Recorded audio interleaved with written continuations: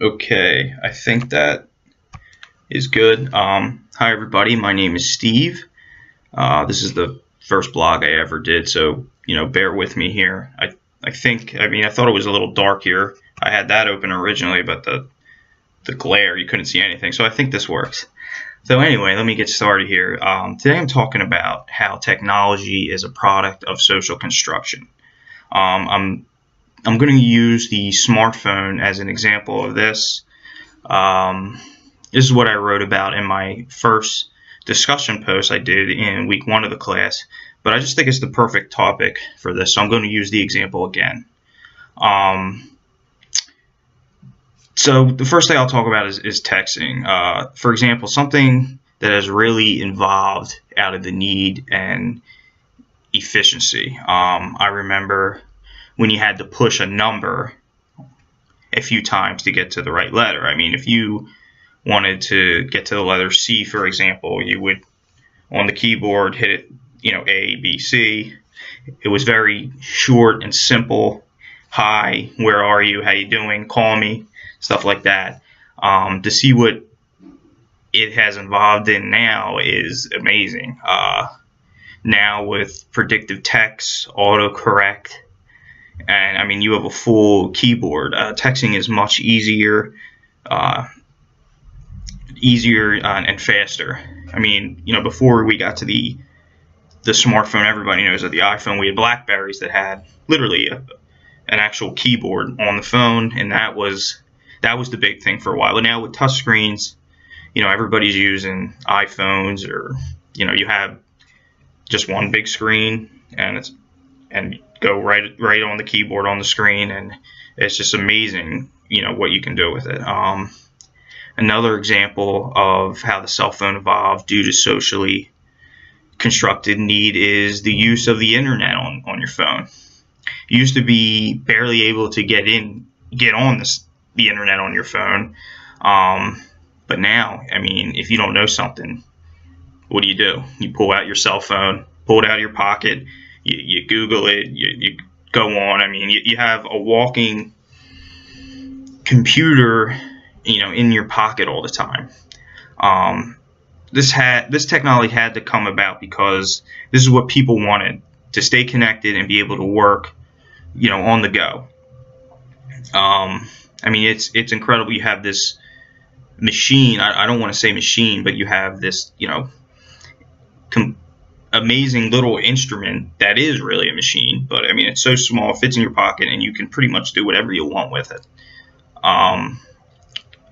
Okay, so who benefits from a smartphone?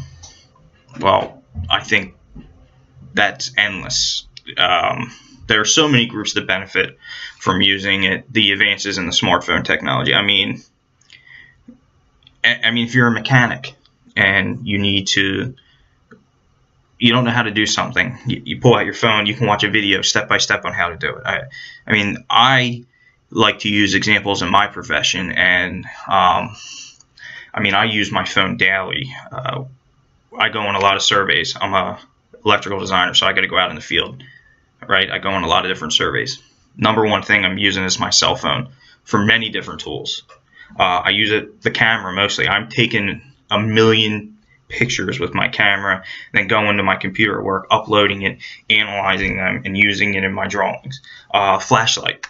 Sounds simple. Sounds, okay, it's a flashlight. But guess what? You're not always carrying a flashlight with you. Built into your phone. Calculator. Built into your phone. Google Maps. Get in the car, type in the address I'm going to, and I go. And the most important, I'm going to say for me, is looking up industry standards and electrical code. I don't have it all memorized. I go to my phone. It's my go-to tool that I have with me all the time.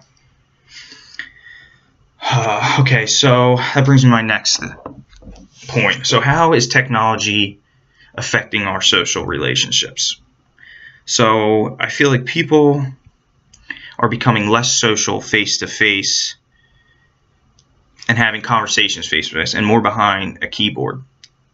Technology is shaping the way that some people even behave. Society is becoming more dependent on technology for daily routines. We could even ask the question about whether or not we are becoming too reliant on technology.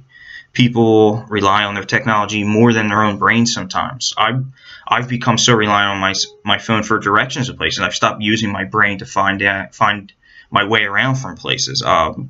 Let's just say you get into your car, you're driving, you go somewhere, you don't know where you're going, and your phone stops working. I'm not going to say run out of battery, because that technology has evolved so much. We have car chargers. We have backup batteries for the battery. So I'm not even going to say that. Your phone just stops working, which could easily happen. Well, guess what? You can't call anybody because your phone's not working. You don't know where you are, so what do? I'm out on the road flagging somebody, asking to use their phone. So that's just a personal example that I would use. Basically, technology is making people complacent and reliant on it. So conflicts between people, relationships, and their smartphone technology. I mean, this could be endless as well.